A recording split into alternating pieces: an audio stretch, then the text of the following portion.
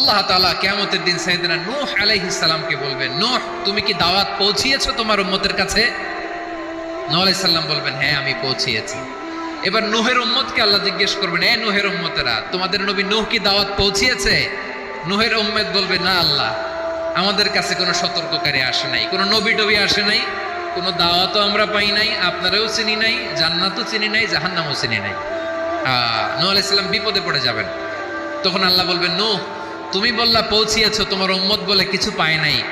নূহ তোমার কি কোনো সাক্ষী আছে? তোমার কথা আর তোমার উম্মতের কথা তো মিলে না। তুমি বললা তুমি আমার নির্দেশনা দাওয়াত পৌঁছে দিয়েছো, কিন্তু তোমার উম্মত বলে পায় নাই। নূহ তোমার পক্ষে কোনো সাক্ষী আছে? নূহ আলাইহিস সালাম বলবেন, আছে। কে? উম্মতে মুহাম্মাদে। তখন আমরা বলবো, আল্লাহ, আল্লাহর নবী নূহ আলাইহিস সালাম তিনি আপনি যা যা বলেছেন ঠিক তা তার উম্মতের কাছে পৌঁছে দিয়েছে।